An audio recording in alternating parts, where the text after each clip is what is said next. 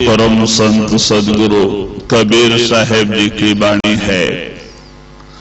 कबीर साहब इस वाणी में हमें ये बताना चाहते हैं कि भाई अनगढ़िया देव जो कभी किसी का बनाया हुआ नहीं, कहते भाई ऐसे देव की पूजा कौन करेगा। बनाए हुए देव की पूजा तो हम सब करते हैं भाई। देवी देवता जैसे आज मंदिर बने हैं, देवी देवता पहले ऋषियों मुनियों ने साधन किया और उनकी आत्मा सिमट के ये 6 चक्कर पार करके जब 7वें में पहुंचे तो उन्होंने अपने अंदर 33 करोड़ देवी देवताओं का दर्शन किया। तो उन्होंने ये बताने के लिए बाहर उस मॉडल को बनाया कि भाई अपने अंदर ऐसा मंडल है और उसमें ऐसे ऐसे देव हैं। उन्होंने बताने के लिए वो बाहर बना दिया, लेकिन लोग जैसे जैसे समय बीतता गया उसको भूलते गए और उसी की पूजा में लग गए। लेकिन संत महात्मा कहते भाई अगर कोई परमात्मा का जीता जागता मंदिर है तो मानव शरीर है, जिसे उस प्रभु परमात्मा ने अपने रूप के ऊपर बनाया। जैसे दुनिया में जो जो भी चीज परमात्मा ने रचना किया है सब कुछ इस शरीर के अंदर रच के परमात्मा अंदर बैठा है और अपने अंदर आने का रास्ता तरीका भी इसी के अंदर रख के भेजा है। वही हमें कामिल मुर्शिद पूरा गुरु बताते हैं भाई किस तरह से हम इस 6 फीट के मंदिर में ये चलता फिरता हरि मंदिर में जाके उस प्रभु परमात्मा का दर्शन कर सकते हैं। तो कहते हैं भाई अंदर ही सब कुछ है, बाहर नकल है, आपके अंदर असल है। देखो हमने परसों भी सत्संग में बताया था कि भाई नामदेव जी हालांकि उन्होंने विट्ठल का 3 दफा दर्शन करते थे, लेकिन बाद में विट्ठल ही उन्हें गुरु के पास भेजे कि नामा तो गुरु के पास जा, गुरु के पास गए बगैर तेरा भ्रम दूर नहीं होगा, क्योंकि तू इतना ही समझता है कि परमात्मा खाली मंदिर में ही बैठा है, वो सर्वव्यापी है करके तेरा भ्रम दूर नहीं होगा, इसीलिए तू गुरु के पास जा। तो जब नामदेव यशोदा खेचर के पास जाते हैं और वो अंदर जाने का रास्ता तरीका समझाते हैं, नामदेव जी कमाई करके जब उनकी रूह अंदर जाती है वो महात्मा बन गए। देखो उत्तर इंडिया में चले गए और पंजाब में जाकर के उन्होंने अपना सत्संग अपना आश्रम बनाया घुमान में। आज भी वहां उनकी समाधि मौजूद है। गुरु ग्रंथ साहब में नामदेव की वाणी बड़े प्रेम से लिया जाता है। वो संत महात्मा बन गए कैसे? विशोभा खेचर की शरण में जाके, अंदर में जाके। तो वही कबीर साहब भी कहते हैं कि वो परमात्मा जो सर्वव्यापी है, कण कण में है, सर्वव्यापी है। कहते हैं हर घट मेरे साइया सुनी सेज न कोई। कहते सब घट में वो परमात्मा मौजूद है। कहते हैं ऐसे परमात्मा की पूजा कौन करेगा। कहते हम तो अपने बनाए हुए देव की पूजा करते हैं भाई, हमें ईंट और पत्थर से दीवार चुन लेते हैं। अभी देखो हमारे महाराज जी बताते थे, क्योंकि बाबा सोमनाथ महाराज 33 साल प्राणायाम साधन किया, योगी थे। तो वो उत्तर इंडिया पूरा भ्रमण करते थे। तो प्रयाग मेला जो कुंभ मेला चलता है, जैसे प्रयाग में, उज्जैन में, हरिद्वार 3 जगह कुंभ मेला होता है और 4 साल के बाद एक जगह होता है। तो ऐसे फिर उस जगह में आने में उसको 12 साल हो जाता है। 4 साल में एक बार प्रयाग, एक बार हरिद्वार, एक बार उज्जैन कुंभ मेला होता है। तो उस समय दुनिया के सब साधु लोग वहां जमा होते हैं। हमारे भारत के सारे साधु लोग वहां आते हैं और विदेशों से भी आते हैं। तो वो लोग आपस में बात करते हैं कि भाई कैसे तुमने दुनिया को जगाया, जगाने का मतलब फंसाया। साधु लोग आपस में बात करते हैं। तो एक कहता है कि मैंने इस तरह से किया। कैसे? जैसे आते हैं साधु हमारे उत्तर इंडिया में, तो उनका अखाड़ा है बनारस, काशी, प्रयाग, हरिद्वार, ऋषिकेश, साधुओं का अखाड़ा है। तो वो कहते हैं कि हमने इस तरह से लोगों को जगाया। कैसे? तो वो एक साधु बताता है कि मैं एक गांव में गया और गांव में जो बीच में देवस्थान होता है जहां पे पेड़ लगे होते हैं, वहां पे उसके बैठने के लिए चारों तरफ घेरा भी बना होता है। तो वहां जाके अच्छी जगह देख के वो अपना आसन जमा लेते हैं, 7-8 दिन रहते हैं और गांव में जो मुखिया होता है उनसे आप प्रेम प्यार बढ़ाते हैं।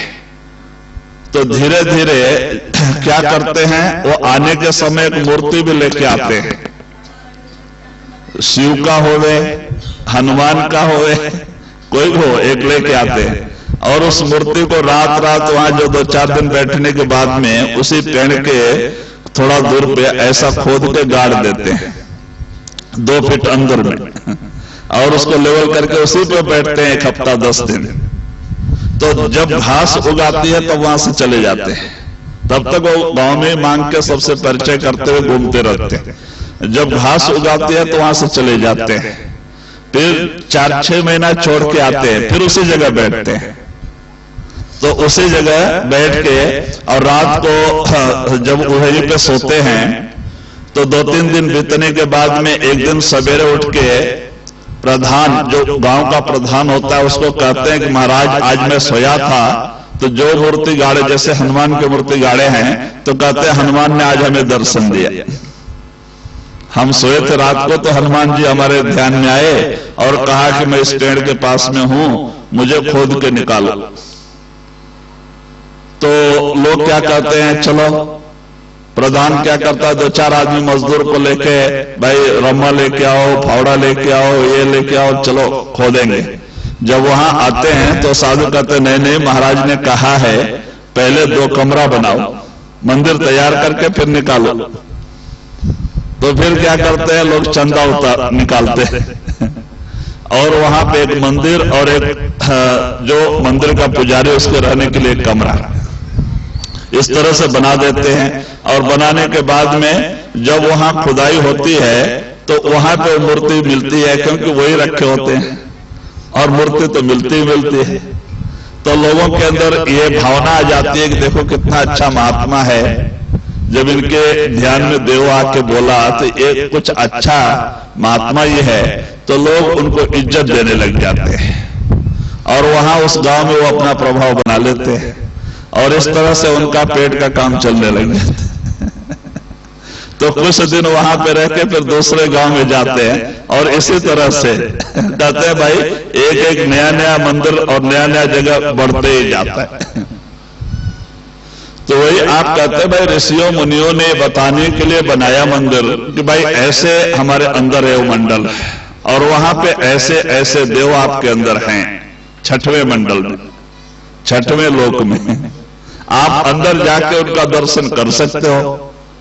अब अंदर भजन सुमरन साधन करके, प्राणायाम साधन करके अंदर जावे कौन?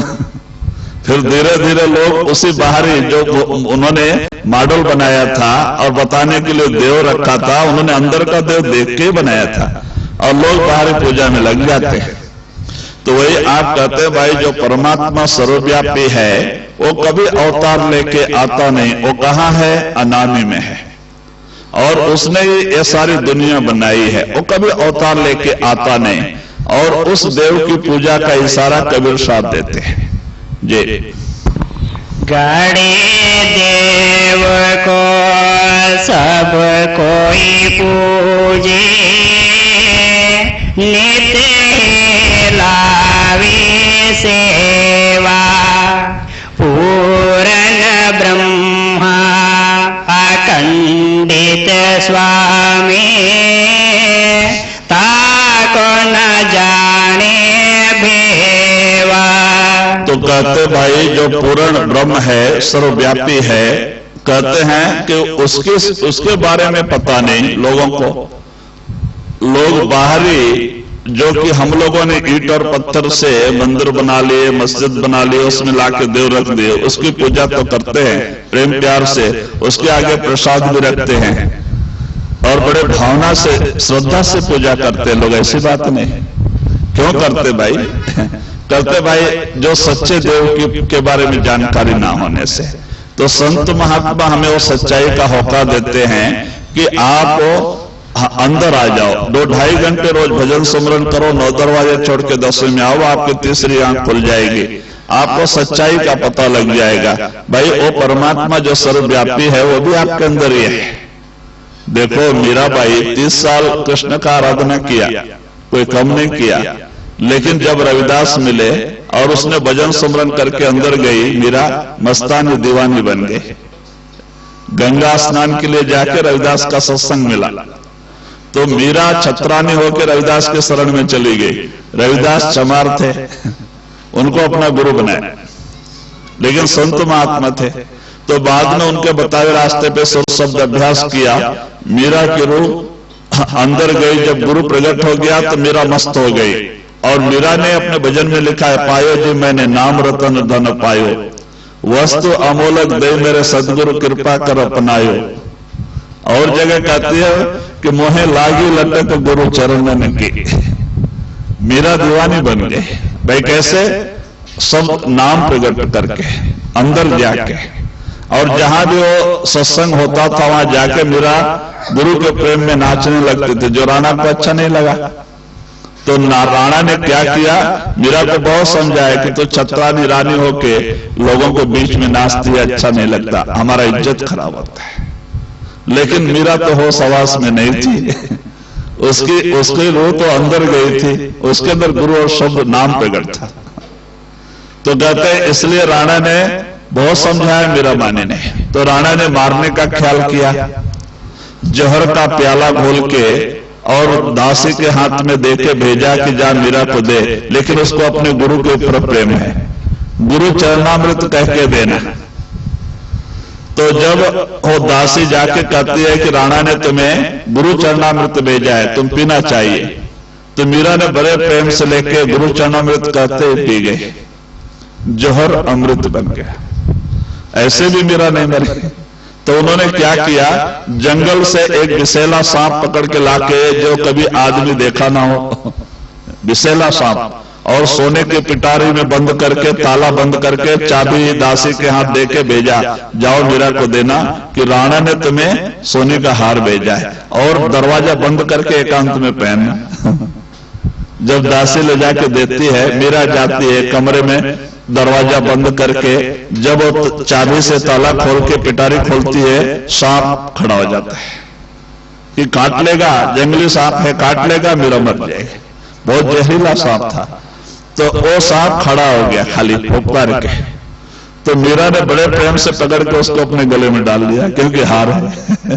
राणा ने हार भेजा बोला तो गले में डाल दिया तो हार ही हो गया वो। क्यों भाई? जिसके अंदर गुरु प्रगट है, नाम प्रगट है। कहते जाको राखे साइया, मार सके ना कोई। तो कहते भाई इस तरह से मीरा दीवानी बन गई। राजा पीपा, रानी मीराबाई रविदास के शिष्य थे। कहते भाई जात पात पूछे ने कोई, हर को बजे सो हर का होई। जो उस प्रभु परमात्मा को बजेगा वो परमात्मा का प्यारा बनेगा। वहां जात पात का सवाल नहीं, वहां तो प्रेम और प्यार भक्ति का मामला है। और प्रेम के बगैर भक्ति कोई काम की भक्ति नहीं, ऊपर ऊपर की भक्ति, चाहे जितना बरस भी करो कोई फायदा नहीं, जब तक कि हमारे घर में प्रेम और प्यार नहीं। तो इसीलिए महात्मा कहते हैं कि भाई उस अनगढ़िया देव की मर्म, कहते हैं जो सर्वव्यापी है, जिसने मां के गर्भ में भी हमारी रक्षा किया है। अब विचार करो, जब ये आत्मा मां के गर्भ में होता है, वहां कौन इसकी रक्षा करता है? कौन इसको खाना पीना देता है? वो परमात्मा, जो कभी अवतार लेके आया नहीं, जिसने सारी दुनिया बनाई है, वो अनगढ़िया देव 9 महीने मां के गर्भ में रक्षा करता है। और मां के गर्भ में वो 2 ताकत हमें देता है, एक प्रकाश और एक शब्द, 2 प्रकट कर देता है अंदर में। और शब्द प्रकाश होने के कारण से इसको सैकड़ों जन्म तक का शुद्ध माने होती है, सैकड़ों जन्म तक दिखाई देता है कि मैंने कैसे कैसे कर्म करके कितना कितना दुख भोग के मैं आज इस जगह पे आया हूं। ये भी काल कोठड़ी। बड़ा दर्द होता है आत्मा को, पछतावा होता है, सैकड़ों जन्म दिखाई देता है उसको मां के गर्भ में। एक दो जन्म नहीं, सैकड़ों जन्म की कब्र होती है। इसीलिए जीव घबराता है, अरे मैं कितना कितना पाप करके कैसे कैसे शरीर में कितना कितना दुख भोग के यहाँ आया, और ये भी काल कोठड़ी। तो वो मालिक से प्रार्थना करता है, प्रभु परमात्मा हमें इस काल कोठड़ी से निकालो, तुम्हारे भजन बंदगी के अलावा और कुछ नहीं करेंगे और कुछ नहीं करेंगे, बार बार विनंती करता है। और जब 9 महीना पूरा हो जाता है और जैसे ये बाहर गिरता है, माया बोल ब्रह्म का पर्दा डाल देती है, इसके सारे यादाश्त भूल जाते हैं। जो अंदर प्रकाश दिखाई देता था, शब्द सुनाई देता था, सब भूल जाता है।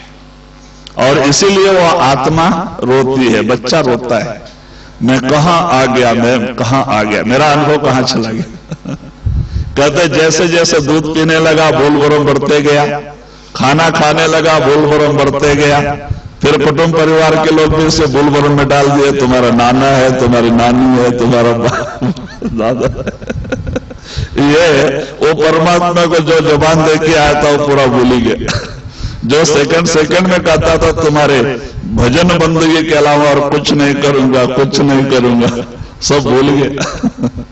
तो इसीलिए महात्मा आके फिर से जागृत करते, देखो भाई मां के गर्भ में तुमने जबान दिया है प्रभु परमात्मा को, तुम्हारे भक्ति के अलावा और कुछ नहीं करेंगे, बाहर आओ तो सभी भी सारा, बाहर आके तुमने सब भुला दिया।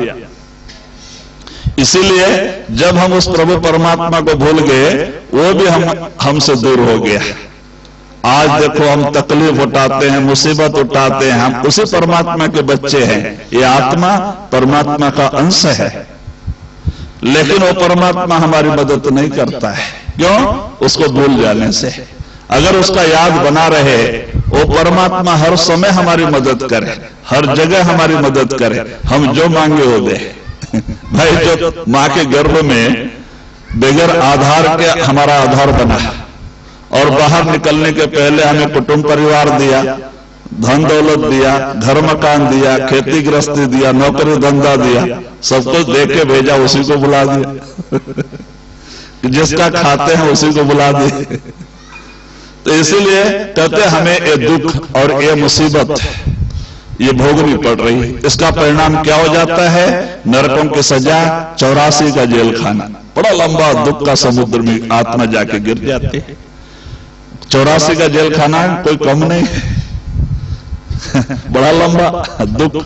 कहते भाई पेड़ पौधों के शरीर में आत्मा गिर जाती है, कीड़े मकोड़े के शरीर में चली जाती, पशु पक्षी के शरीर में चली जाती, देखो कितना कितना लंबा समय उसको एक एक शरीर में बिताना पड़ता है। एक एक पेड़ का उम्र भी देखो, बरगद का पेड़, पीपल का पेड़ का 1000 बरस उम्र होती है, और एक एक सांप का भी 1000 बरस उम्र होती है। अगर कोई इंसान की निगाह उसके ऊपर ना पड़े तो 1000 तक सांप जिंदा रहता है, लेकिन एक इंसान की नजर उसके ऊपर पड़ जाए एक बार दृष्टि, तो उस बेचारे के 100 साल कम हो जाते हैं।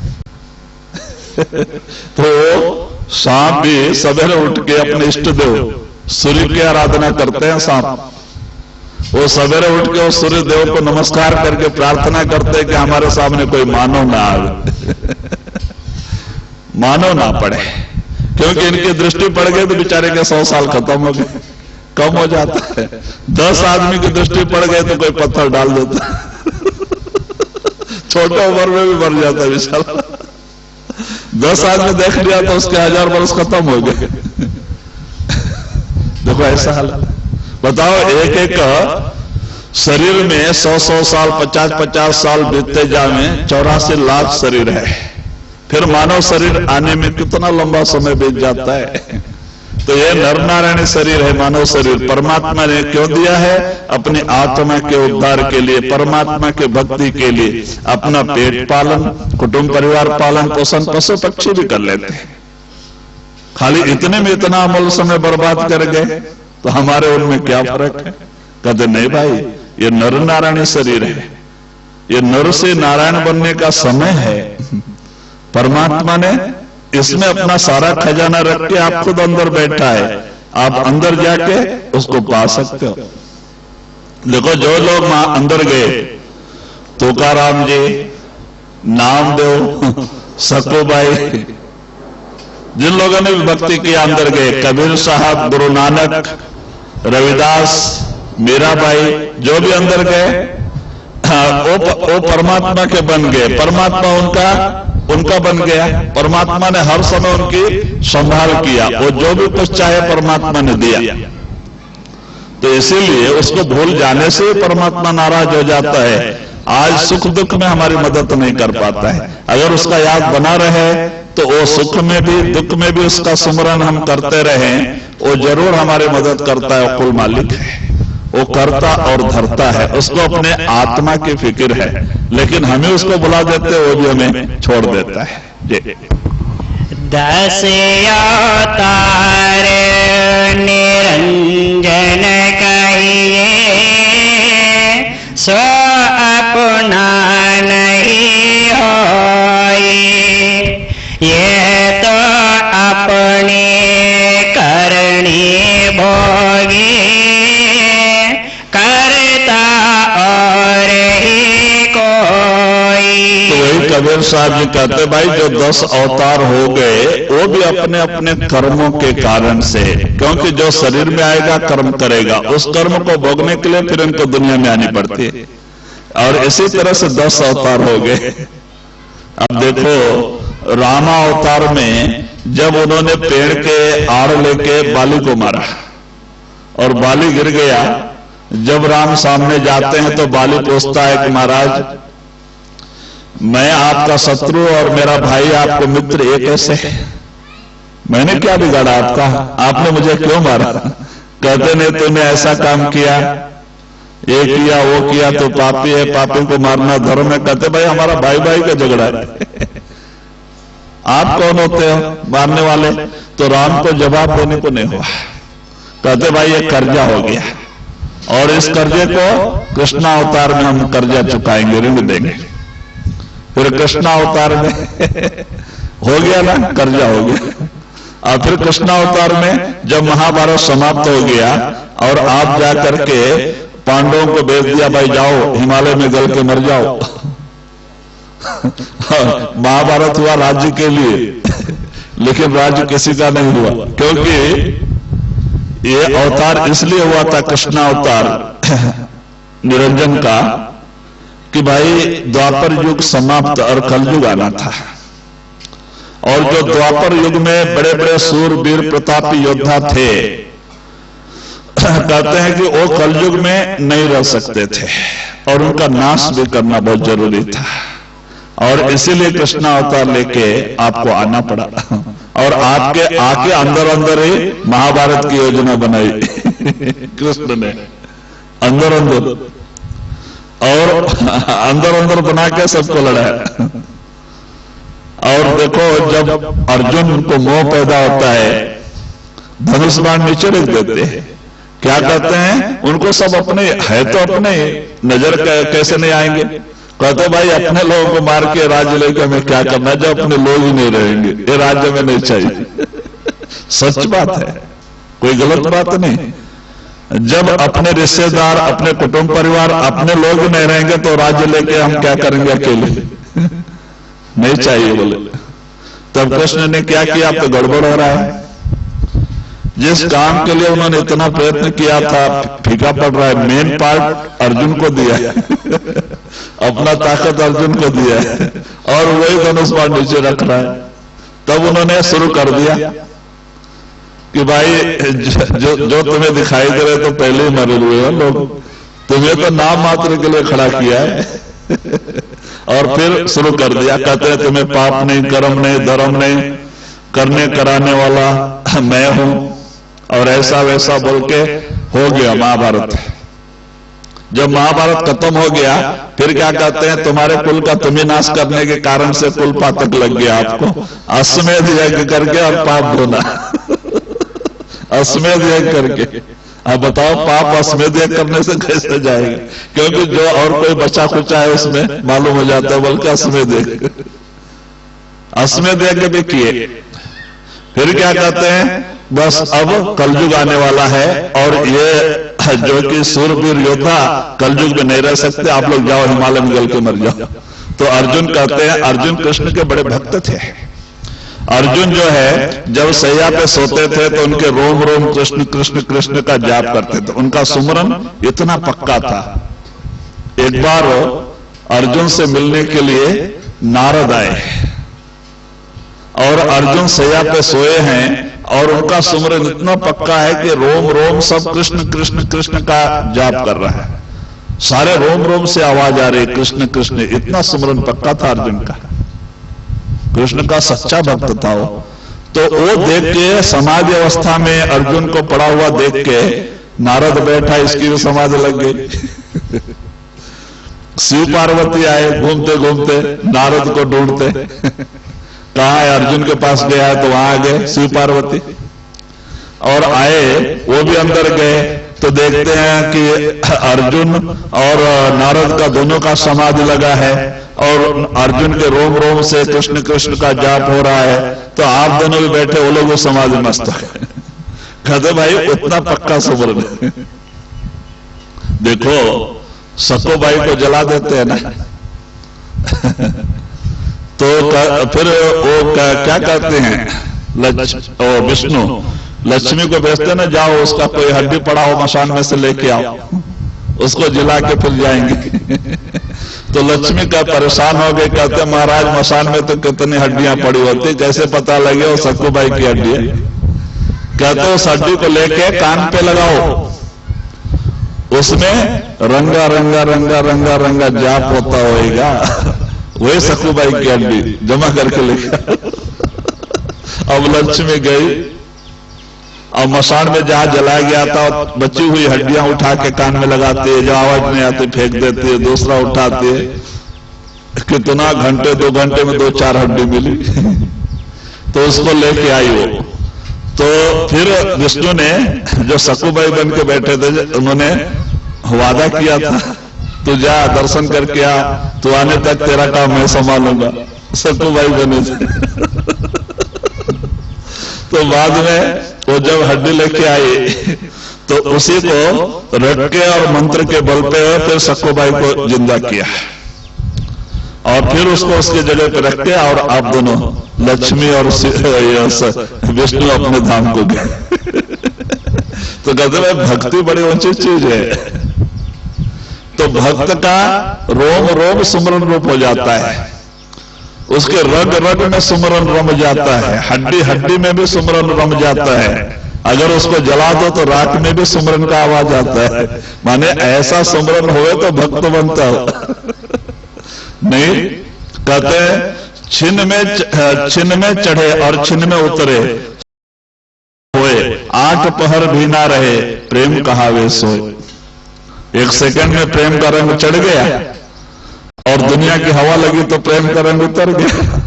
कहते भाई ये प्रेम नहीं, 8 पहर मालिक के नाम सुमरन से। कहते एक तिल प्यारा बिसरे जानो बरस 50। 1 सेकंड भी ख्याल अपने सदगुरु के चरणों से नाम से हट गया, हमारा 50 बरस वृथा चला गया। पश्चाताप होना चाहिए। 50 बरस कौन हमारा कितना कितना बरस दिन बीतते जा रहा है, कभी सपने में गुरु का प्रेम प्यार प्रकट नहीं होता है, गुरु का याद ही नहीं आता है, तो सेकंड के इतना बड़ा पश्चाताप कैसे होएगा। तो कहते सुमरन बड़ी ऊंची चीज है। तो बाद में तो वही आप इशारा देते हैं इस तरह से कि जब वो शिव पार्वती भी आके बैठ गए, उनकी भी समाधि लग गई। कहते हैं भाई इतना पक्का ख्याल था अर्जुन का, इतना प्रेम प्यार था कृष्ण से, इतना पक्का भक्ति थी। तो जब कृष्ण का अर्जुन कहते हैं महाराज मैंने आजीवन तुम्हारी भक्ति किया, मुझे मुक्ति दो, मुझे मुक्त दो। कहते ना हिमालय में जाके मर जाओ तो कहते मुक्ति दो। कहते मुक्ति बद्रीनाथ में जाके तपस्या करो और मुक्ति संतों के हाथ में है। लास्ट में कहते हैं मुक्ति संतों के हाथ में। बेचारा जा जाके हिमालय में गल गल के मर गए। खाली एक धर्मराज युधिष्ठिर, धर्मराज एक ही स्वर्ग में गए क्योंकि उन्होंने सच बोला था, सब जगह सच बोला था, झूठ नहीं बोला। एक झूठ बुलाया गया था उनसे। कब? जब द्रोणाचार्य वो गुरु थे ना, गुरु सब विद्या शिष्य को नहीं देता है, गुरु तो गुरु ही होता है। तो जब द्रोणाचार्य एक तरफ से मारते हुए चले आ रहे हैं, पांडव घबरा गए, कृष्ण घबरा गए। ब्रह्म अस्त्र है उनके पास और वो किसी को भी नाश कर सकते हैं, और इन्होंने अपनी ताकत अर्जुन को दिया है, घबरा गए। तो बाद में कहते हैं कि देखो द्रोणाचार्य आ रहे हैं और बड़ा अजब प्रलय होने वाला है।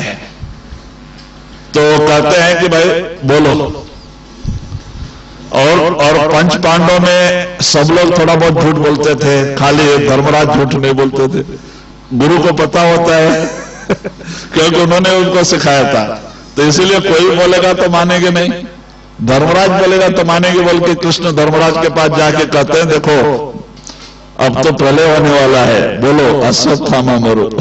क्योंकि उन्होंने कहा था ना कि मेरा लड़का अश्वत्थामा मर जाएगा, धनुष बाण नीचे रख दो, मैं युद्ध नहीं करूंगा।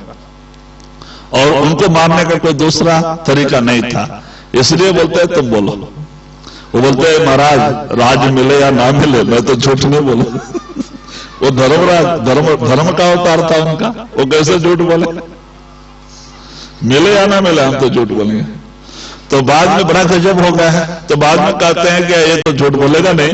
फिर उनको भीम को बुलाते हैं और इनके ग्रुप में अश्वत्थामा नाम का एक हाथी था, कहते जाओ उसको मार दे। नहीं तो झूठ नहीं बोले। तो अश्वत्थामा हाथी को मारे भीम जाके गदा से, और वो हाथी गिर गया। तो कहते अब तो बोल अश्वत्थामा मरो नरो वा कुंजरो हो, नर न कह भाई कुंजर ही क्या, ठीक है लेकिन बोलो। बेचारे को बोलना ही पड़ा, देखता है हाथी मर गया। तो उन्होंने कहा अश्वत्थामा मरो नरो वा कुंजरो, नरो नर नहीं कुंजर हाथी। इन्होंने शंख बजा दिया, वो किसी को सुनाई नहीं दिया, वो झूठ हो गया।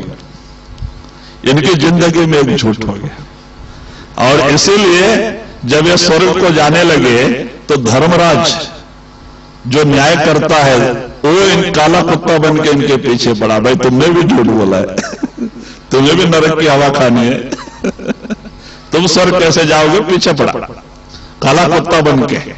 और जब ये स्वर्ग के दरवाजे पहुंचे तो वहां स्वर्ग द्वारपाल कहते महाराज आपको तो छोड़ूंगा, कुत्ते को नहीं छोड़ूंगा। कहते हैं मेरे साथ इतना दूर आया और उसको छोड़ के मैं अकेला स्वर्ग में जाना ये बात अच्छी नहीं, उसको भी लो।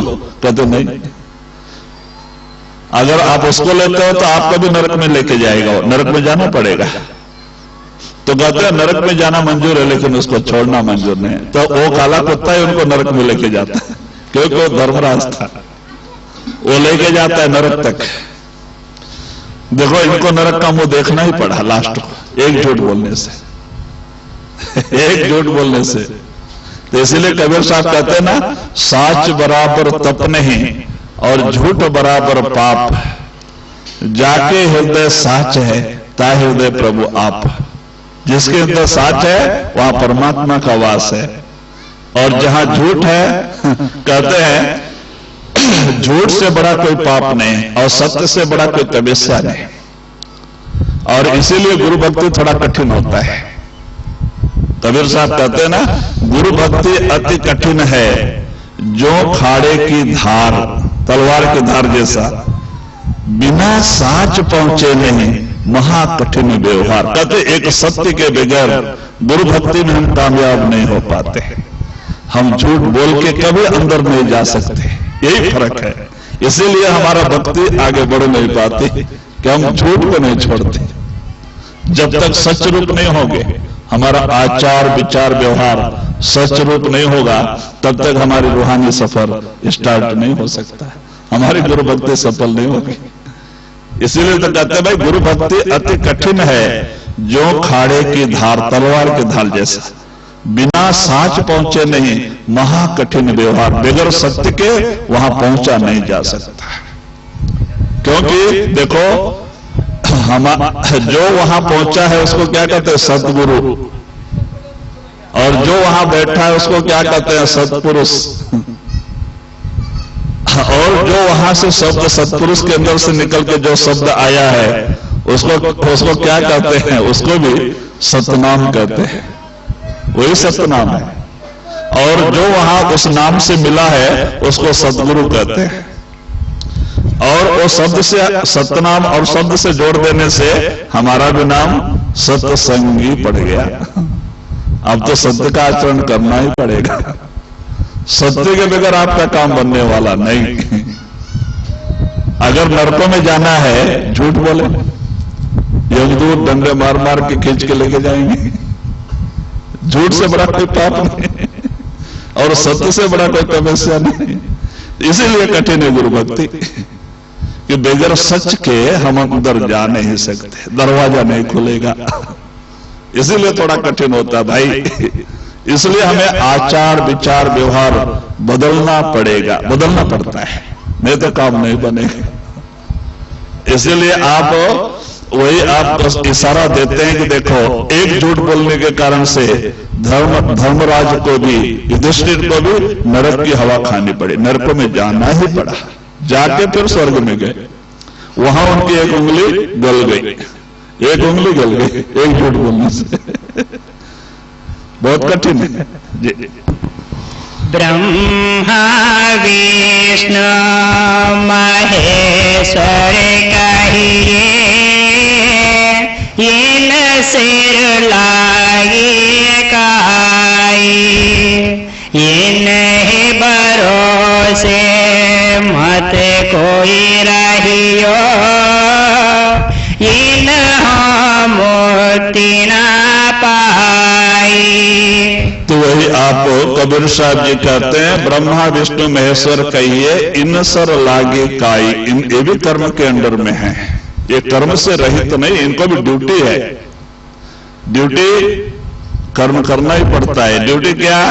अब ब्रह्मा को पैदा करने का, विष्णु को पालन करने का, शिव को मारने का, जो पैदा हुआ उसे मारने का शिव को। अब देखो, हमारे हृदय स्थान में शिव पार्वती का वास है, और श्वास जो है, जो यहां से आता है, वो श्वास जो है हृदय स्थान से आके उसका कनेक्शन है ऊपर तक, हृदय स्थान से ही आता है। और श्वास के भंडार के मालिक शिव हैं, वो बंद कर दिए जय सिया राम। श्वास को अंदर का अंदर ही रोक दिया तो जय सिया राम। और विष्णु नाभि स्थान में, हम जो खाना खाते हैं कहां जाते हैं? नाभि स्थान में, और वहां से हजम होके रस मज्जा सब जगह से नाड़ियों का कनेक्शन नाभि स्थान में, और वहां से भेजा जाता है, सब जगह पे सप्लाई होता है, पालन करता है। ब्रह्मा इंद्रिय स्थान पे है, सृष्टि करता। तो कहते हैं इस तरह से उनका शरीर में भी उनका अपना वही स्थान है। तो कहते हैं ऐसे दुनिया में ऊपर भी उनकी ड्यूटी है, और ड्यूटी कर्म करना ही पड़ता है। कहते हैं उन सिर लागे का, उनके वो भी कर्म के अंदर में, कर्म से अलग नहीं। तो वही आप इशारा देते हैं, इन्हीं भरोसा मत कोई रहिए, इन्हों मुक्ति न पाई। कहते इन्हीं भरोसे मत कोई रहियो, इन्हों न मुक्ति पाई। कबीर साहब कहते भाई यही नहीं मुक्त हुए तो हमें मुक्ति कहां देंगे? अर्जुन को क्या कहा? बद्रीनाथ में जाके तपस्या करो, मुक्ति संतों के हाथ में, लास्ट में। अब मरने के समय बद्रीनाथ तपस्या कहां से जाकर? मरने का लास्ट टाइम में बेचारे जाके हिमालय में गल गल के मरे, खत्म। तो कहते भाई सच्चाई समझो, महात्मा सच्चाई को बताते हैं, किसी की निंदा नहीं करते। आप अंदर आ जाओ, खुद अपनी आंखों से देख लो, आपकी ये ज्ञान की आंखें खुलेगी, सब कुछ अंदर नजर आएगा, आपका सारा शंका निवारण हो जाएगा। और तब तक यह शंका निवारण नहीं होएगा, चाहे कितना ग्रंथ पढ़ लो, पुराण पढ़ लो, तीर्थ व्रत घूम लो, लेकिन जब तक कि आप अंदर नहीं आओगे, आपकी तीसरी आंख नहीं खुलेगी, सच्चाई का पता नहीं चलेगा। आप अंदर आ जाओ, देख लो, 33 करोड़ देवी देवता, ब्रह्मा विष्णु महेश्वर सब आपके अंदर हैं, वो आपको नमस्कार करेंगे। आप अंदर आओगे, वो आपको नमस्कार करेंगे।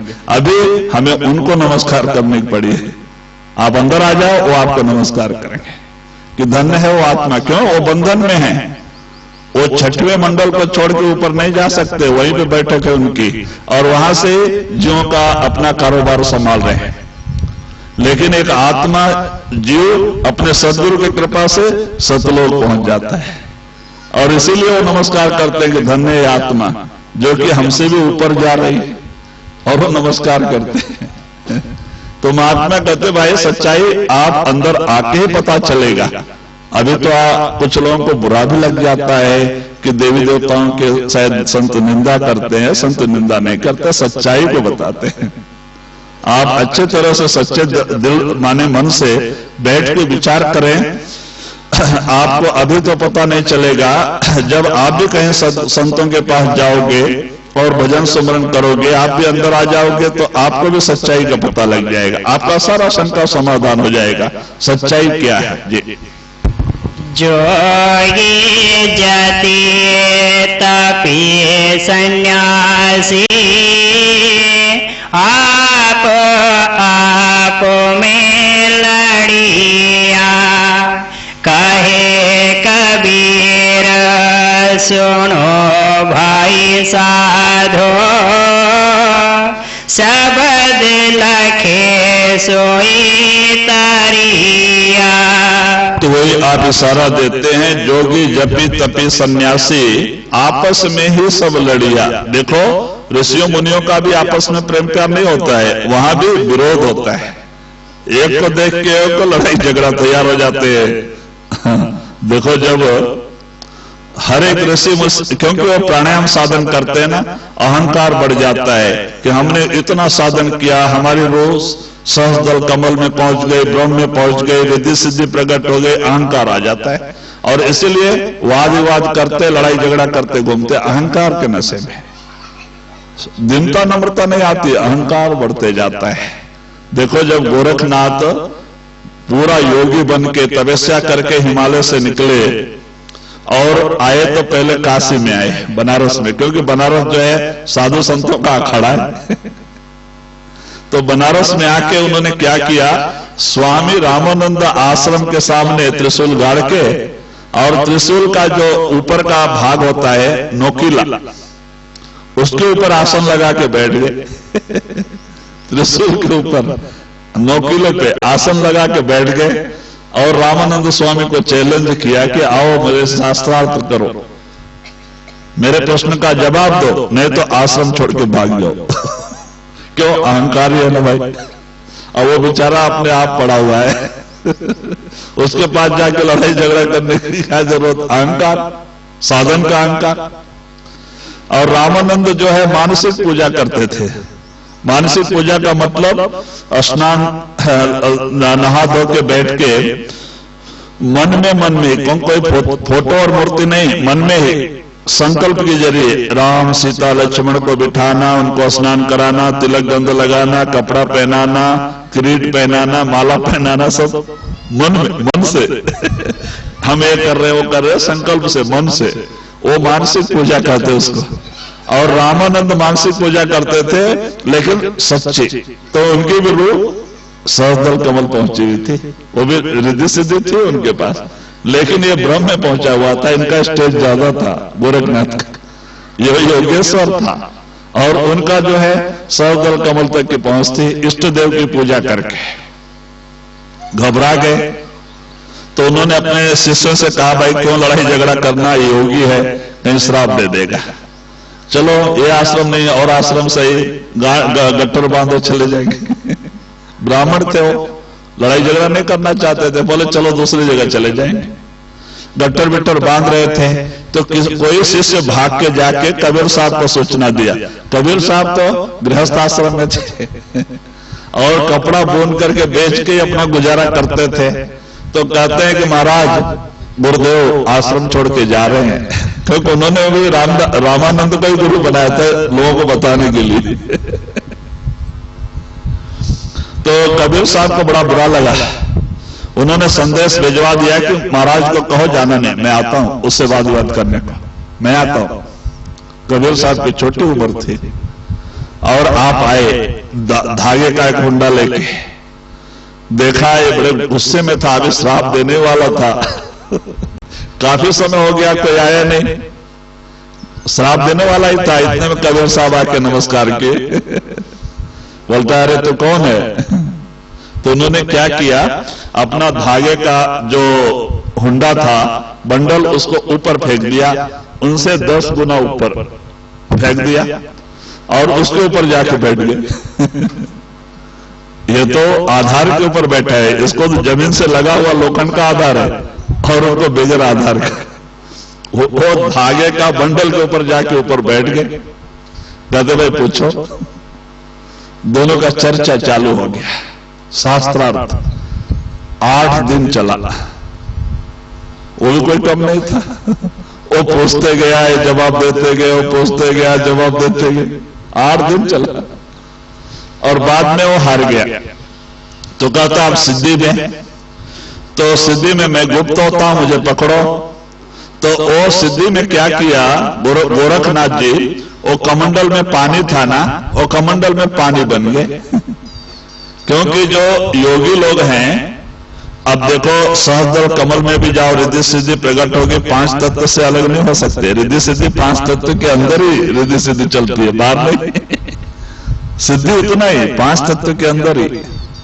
तो देखो सहस्त्र कमल में सूक्ष्म शरीर है और ब्रह्म में कारण शरीर है, और जहां तक शरीर है वहां तक मुक्ति नहीं। तो ये तत्व से अलग नहीं हुआ। तो पानी में पानी बन गया कमंडल में। कहता है मैं कहा हूं, मुझे पकड़ो। अब कबीर साहब संत महात्मा, उन्होंने कहा 5 बर्तन लेके आओ, छोटा छोटा कटोरी, 5 कटोरी मंगाया और वो जो पानी था उसको 5 भाग कर दिया, 5 में उड़ेल दिया। अब इसके 5 भाग हो गए, कैसे आए बेचारा। बोले अरे तो पकड़ लिया। तो कहता महाराज एक ही में डालो, कमंडल में डालो, मैं बाहर आता हूं। फिर कमंडल में डाले तो बाहर आए। तब वो नमस्कार करके चला गया। तो वो वाद विवाद में ही पूछा था कि तुम्हारा कौन सा देश है, तुम कहां से आए हो। तो उन्होंने उसको ही कहा था अवधूत बेगम देश हमारा। कबीर साहब ने उसको क्या जवाब दिया था, ये अवधूत बेगम देश हमारा, हमारा देश बेगम, जहां गम नहीं, जहां ना सूरज चांद सितारे, कहते ना ब्रह्मा विष्णु महेश्वर, ना 33 करोड़ देवी देवता, ना काल और महाकाल, कहते इन सब से अलग मेरा देश है। कहते बिन बादल जहां बिजली चमके और बिन सूरज उजियारा, बगैर बादल के हमेशा अमृत बरसात होते रहती, अमृत की बरसात, और बगैर सूरज का वहां उजाला भरा होता है। अवधू ऐसा देश हमारा, वो देश ऐसा है। बड़ा अच्छा उन्होंने जवाब दिया है और उसका एक ग्रंथ हो गया। तो कहते इस तरह से फिर वो नमस्कार करके कबीर को वहां से चला गया। फिर कभी भी लौट के काशी में नहीं आया गुरु गोरखनाथ। हालांकि वो कबीर साहब के शरण में जाता, उद्धार भी हो जाता, अहंकार जाने नहीं देते। जो महात्मा बन गया फिर शिष्य बनना नहीं चाहते। तो कहते हैं इस तरह से अहंकार या जो वाद विवाद कराता है, लड़ाई झगड़ा कराता है। तो कहते हैं इस तरह से कबीर साहब कहते हैं ऋषि मुनि भी, योगी भी, लड़ाई झगड़े में उनका समय गया, वह अहंकार आ जाता है। तो वही कबीर साहब कहते हैं, कबीर सुनो भाई साधो शब्द लगे सोई तरिया। हाँ, जो शब्द प्रकट हो गया गुरु की कृपा से, जिनके अंदर सार शब्द प्रकट हो गया गुरु की कृपा से, कहते सोई तरिया। वो शब्द कहां से आता है, सत्तो सचखंड से आके टिका हुआ है, सीधा लेके जाता है। वही लोग तर गए जिनके रूप सतलो सचखंड पहुंच गए। अचंते चिंते माधो सो सब माही समाना, ताहि चाड़ी जो आन बजते तो सब भ्रमी बुलाना। तो वही कबीर साहब जी आप इशारा देते हैं भाई, वो अचिंत, जो चिंता से रहित है, वो परमात्मा जो कभी अवतार लेकर के दुनिया में पैदा नहीं हुआ, वो अपने स्थान पे ऐसे ही मौजूद है और वहां से सारे दुनिया का देख रेख कर रहा है। वो परमात्मा, वो सच्चा परमात्मा है। कहते हैं भाई नीचे ताही छोड़ी जो आन भजते हैं तो सब ब्रह्मी बुलाना। हाँ, कहते हैं जो उसको छोड़ करके जो और भजते हैं और को बसते हैं सो ब्रह्म बुलाना। कबीर साहब कहते हैं वो ब्रह्म है। वो ब्रह्म कब तक दूर नहीं होगा? जब तक आप अंदर नहीं आ जाएंगे, शब्द प्रकट नहीं होगा। कहते हैं शब्द प्रकट हुए सुतरिया, जिसको सार शब्द प्रकट हो गया सुतर गया। अनहद शब्द से नहीं, अनहद तो ऋषि मुनि को प्रकट हो जाता है, योगियों के अंदर भी अनहद शब्द प्रकट हो जाता है। उससे थोड़ा टाइम के लिए मन शांति में आ जाता है, लेकिन मन मरता नहीं अनहद से, मन तो सार शब्द से मरता है। कहते हैं वो शब्द जिनके अंदर प्रकट हो गया सुतरिया, पार ब्रह्म का शब्द। और वहां संतों की कृपा के बगैर हम जा भी नहीं सकते। जी, इसका है मैं ध्यान न जानो, दुर्लभ निज पद मोहि। तो वही आप कहते हैं जो कि भाई यहां पे हम इन्हीं को परमात्मा समझ बैठे हैं। जैसे ब्रह्मा विष्णु महेश्वर, इनकी भी ड्यूटी है, ये परमात्मा इनसे भी ऊपर निरंजन है, निरंजन के ऊपर भी ब्रह्म है। ऐसे 16 लोक हैं। उस परमात्मा ने अपने अंदर से 16 कला शक्ति प्रकट किया है। 16 महापुरुष परमात्मा अंदर बैठे हैं, 16 मंडल हैं। और सबसे ऊपर वो अनामी में वो परमात्मा बैठा है। अनामी जिसका कोई नाम नहीं, अलग जिसको देखा भी नहीं जा सकता, अगम जिसका कोई विचार भी नहीं किया जा सकता, वो परमात्मा ऐसा है, वो अनामी में है। तो कहते भाई उसने ये सारी दुनिया उसकी मौज से बनी है। उसने निरंजन और माया को रचना किया। निरंजन और माया ने ये 3 लोक रच के इसमें 3 गुण और 5 तत्व की सृष्टि निर्माण कर दिया। और इस तरह से जीव को बंधन में बांध दिया। और जीव बेचारा को वो तपस्या करके मांग के लेके आया। निरंजन 70 चौकड़ी जुग तपस्या करके उस परमात्मा से ये आत्मा मांग के लेके आए। ये आत्मा उनका नहीं है, ये अनामी से आया हुआ। उन्होंने सृष्टि निर्माण किया, लेकिन सृष्टि आत्मा के बगैर कोई शोभायमान नहीं है। खाली डब्बे के समान, डब्बा खाली हो तो उसको क्या शोभा। तो आत्मा के लिए उनको फिर 70 चौकड़ी युग, एक चौकड़ी बोला तो 4 युग, ऐसे 70 चौकड़ी युग तपस्या करके जब वो परमपिता परमात्मा खुश हुए तो उन्होंने जीव भंडार मांगा।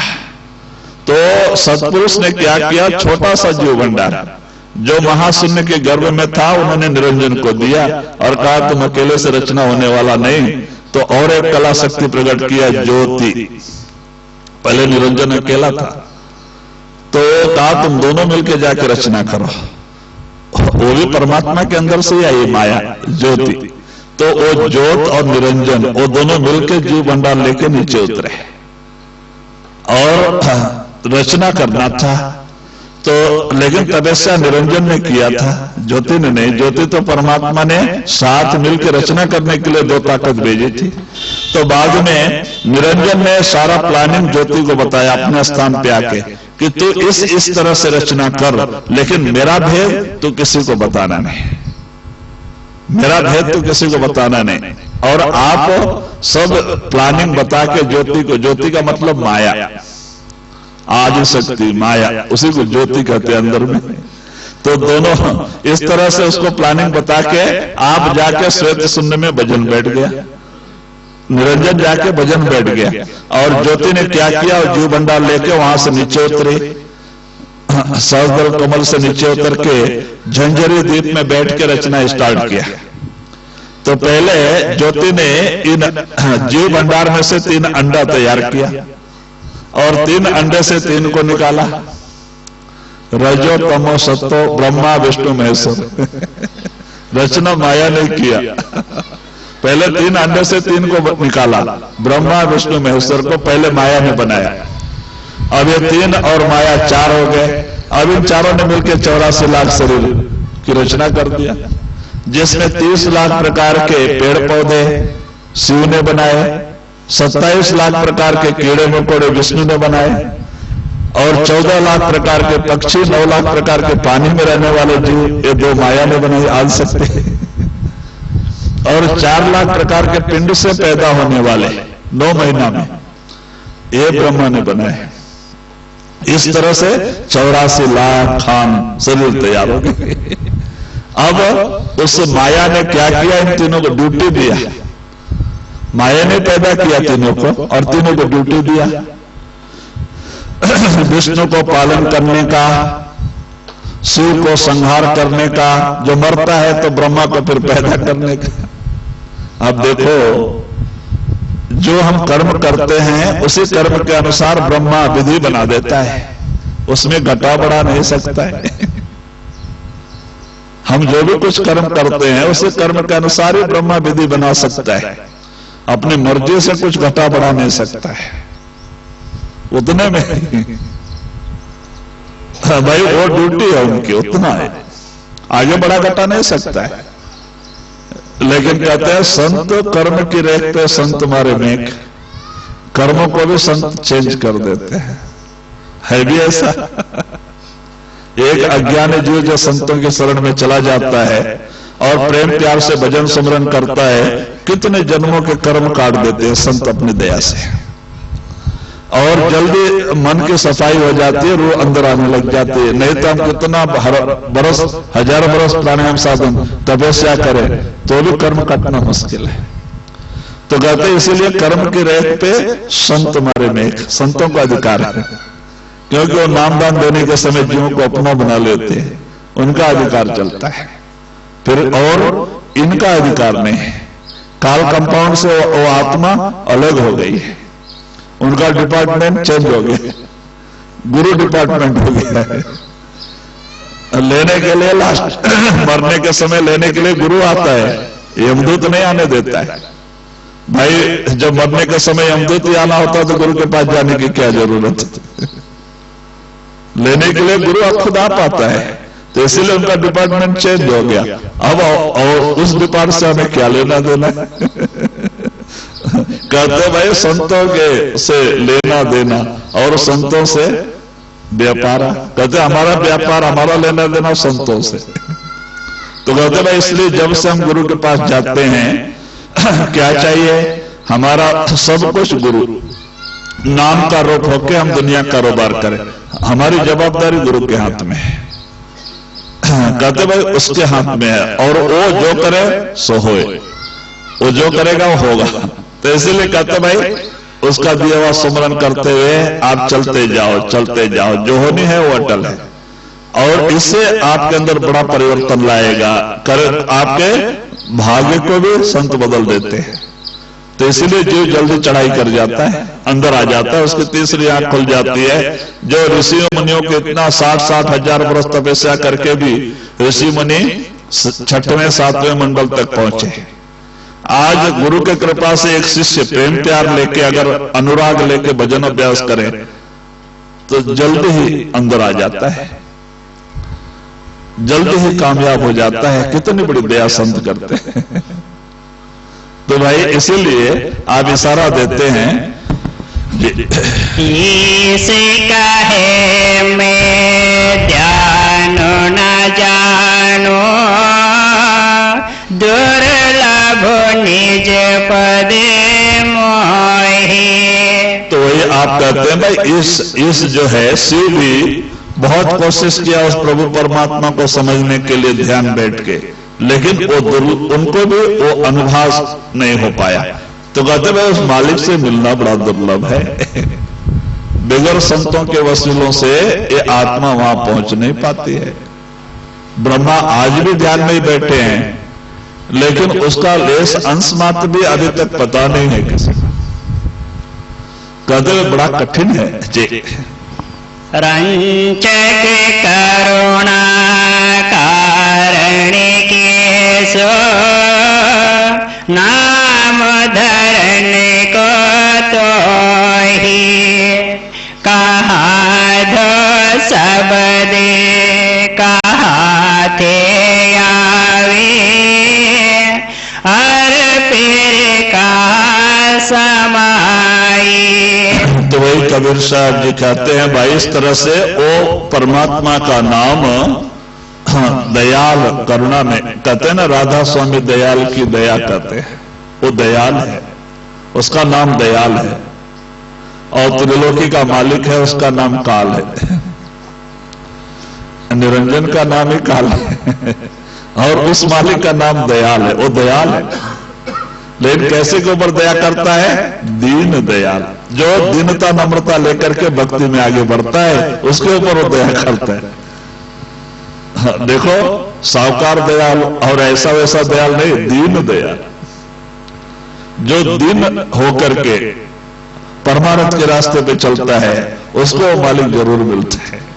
अहंकार लेके चलता है वो कामयाबी हासिल नहीं पाता है। कहते भाई भक्ति जो है हमें दीनता नम्रता सिखाती है।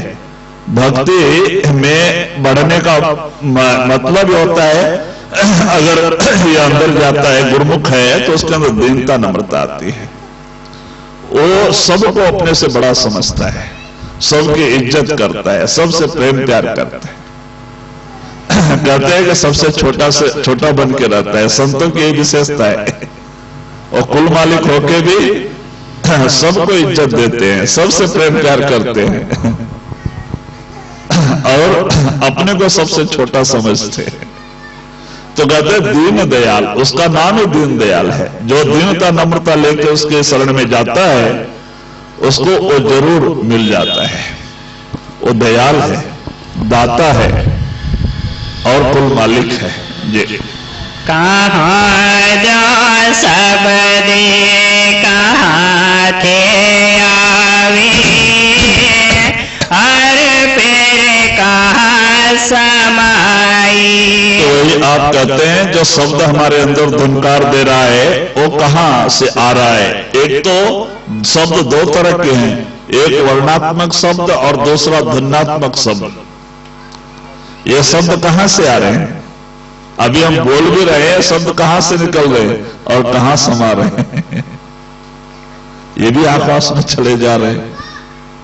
देखो कभी का बोला हुआ जो है टीवी के जरिए, मशीन के जरिए खींच करके भेजते रहते हैं, घुसते रहता है ऊपर। तो कहते हैं इस तरह से एक वर्णात्मक है, दूसरा ध्वन्यात्मक है। और वो ध्वन्यात्मक भी यहाँ के 10वें दरवाजे में टिका हुआ है। वो सतलोक सचखंड से आया हुआ है। वो सीधा अगर वो प्रकट हो गया तो सीधा लेके जाता है। नहीं, सतलोक से आया है, सतलोक लेके चला जाता है। उसी को संत गुरु कहते हैं, उसी को नाम कहते हैं। गुरु कह दो, नाम कह दो, एक ही बात है। परमात्मा कह दो, एक ही बात है। कहते वही शब्द है और उसी शब्द की महिमा संत गाते हैं। बाहर का संतों का शरीर सत्संग सुनाने के लिए, नामदान की विधि बताने के लिए, इसके लिए होता है। लेकिन आपको अंदर में जाने के बाद वो शब्द गुरु प्रकट हो जाता है। जिससे गुरु हमें जोड़े है वो कभी नहीं छोड़ता, वो सीधा लेके जाता, वो कभी नहीं मरता, वो सीधा लेके जाता है जी। सब अतीत का मर्म न जाने, भ्रमे भूले दुनिया। तो वही कहते हैं ऐ शब्द का मर्म पता नहीं चलता। अभी देखो महात्मा कहते भाई तुम शरीर नहीं हो, तुम आत्मा हो। जो इसमें बोल रही ताकत हो तुम हो, इसमें जो बात कर रही वो ताकत तुम हो। तुम तो शरीर नहीं, शरीर तो किराए का मकान है। किसी को 70-80 साल के लिए मिला, किसी को 100 साल के लिए मिला, लेकिन इसे फेंक के जाना है। जैसे आपके दादा परदादा छोड़ के गए, आपको भी छोड़ के जाना। न आज तक इस दुनिया में कोई रहा और न कोई रहेगा। कहते राम गयो रावण गयो, जाको वो परिवार, कहें कबीर थिर न रहे सपने जुम संसार। राम रावण जैसे बड़े बड़े प्रतापी अवतार जो भी इस दुनिया में आए सब चले गए, सब काल के अधीन सब चले